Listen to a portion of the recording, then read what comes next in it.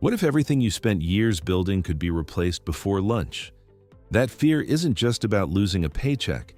It's the fear of becoming irrelevant, of realizing that everything you built your life around might be worthless overnight. If that feeling has ever crept into your work, you're about to hear a story that may completely change how you think about your value, and the one thing no machine can ever take from you. Maya stared at the email for almost 10 minutes before she could make herself open it. Restructuring of the creative department. That was the subject line. Polite, bloodless. The kind of phrase companies use when they want to say something painful without actually saying it. She opened it anyway. Her position, senior graphic designer, 4 years at the agency, hundreds of logos, campaigns, and late nights, was being phased out due to evolving production needs. In plain language, the AI did it now. Faster, cheaper, 24 hours a day without coffee breaks or health insurance. Maya sat at her desk, staring at her monitor, where an AI image generator had just produced, in 11 seconds, a concept that would have taken her 3 hours the week before. It wasn't even that good, but it was good enough, and it was free. She felt something cold settle in her chest, not just fear of losing income, fear of becoming irrelevant, fear that everything she had spent a decade learning, color theory, composition, typography, the small human instincts that made a design feel right, had quietly become worthless overnight. If you've ever felt that ground shift beneath you, at work, in your industry, in your sense of who you are, stay with this story. Because what Maya did next is something almost nobody expects. For 2 days, Maya did what most people do when the floor disappears. She panicked. She refreshed job boards obsessively. She scrolled through forums where other designers shared the same email, the same subject line, the same hollow language. Some were angry, some were posting resumes. A few were already typing out long, bitter rants about how AI is destroying creative jobs and getting thousands of likes for it. Maya almost joined them, but that night, unable to sleep, she opened her laptop, not to job hunt, but out of something closer to morbid curiosity. She typed a prompt into the same AI tool that had just made her job redundant. Modern minimalist logo for a coffee brand, warm tones, hand-drawn feel. The AI spat out 4 options in seconds.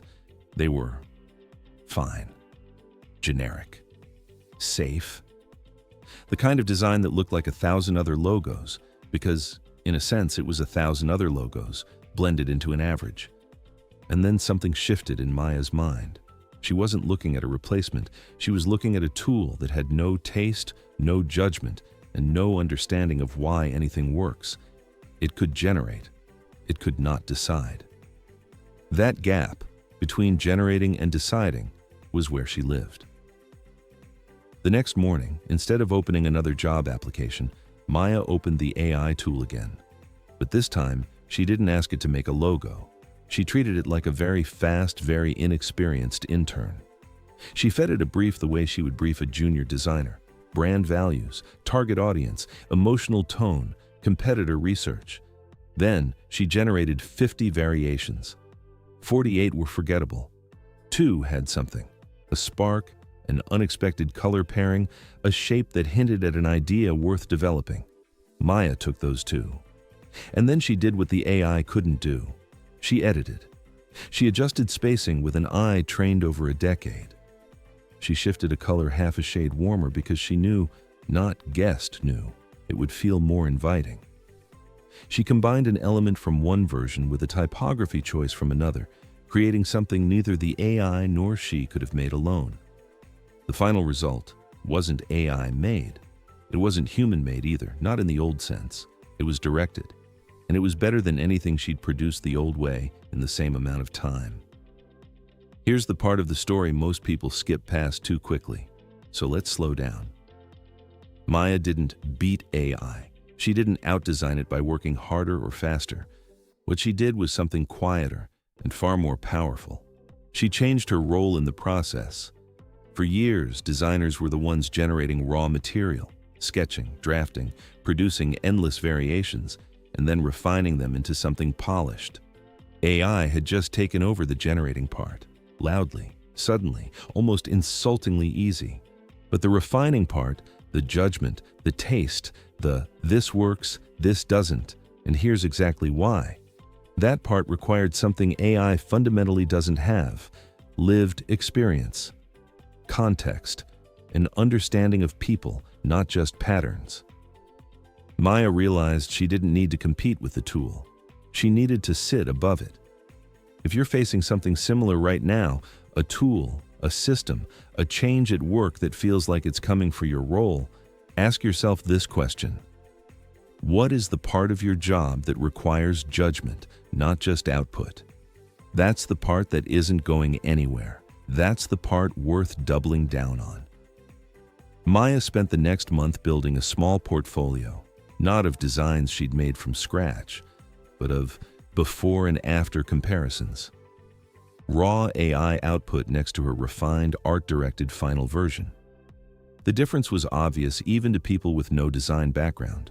One looked like a template. The other looked like it meant something. She didn't apply to be a graphic designer again. She applied and pitched freelance clients as an AI creative director. Someone who could take the new tools, the ones companies were rushing to adopt, and actually make them produce work worth using. At first, people were skeptical. Why pay for a human if the AI is free? Maya had an answer ready. Because right now, your AI output looks like everyone else's AI output. I make it look like yours. That line landed, again and again. Within 3 months, Maya was busier than she'd ever been at the agency, except now she set her own rates, chose her own clients, and spent her days doing the part of the job she'd always loved most: making decisions, not just making drafts. The agency that had phased out her position? 6 months later, they reached out to her as a freelance consultant at nearly double her old hourly rate to help train their remaining team on how to direct AI tools effectively. She said yes, of course she did. But this time, she wasn't an employee whose value could be quietly restructured away in an email. She was the person whose judgment the tools and the company couldn't function without. Here's what Maya's story isn't.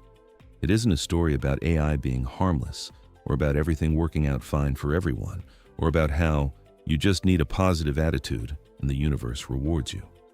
That's not real life, and you know it. What it is about is this: when the ground shifts, when a tool, a technology, or a system threatens to make your skills feel obsolete, the worst thing you can do is stand still and define yourself by what's being taken away. The people who get left behind aren't usually the least skilled. They're often the ones who keep fighting the old version of their job long after that version has quietly disappeared. The people who come out ahead are the ones who ask a different question, not "how do I stop this?" but "where do I belong now inside this new shape of things?" Maya didn't lose her value when the AI arrived.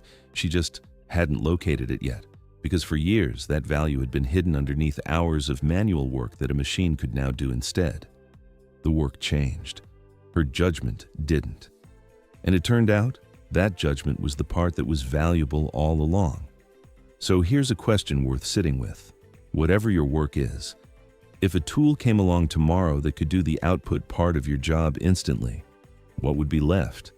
What's the part of your role that's really about taste, judgment, empathy, experience, the part no software update can replicate?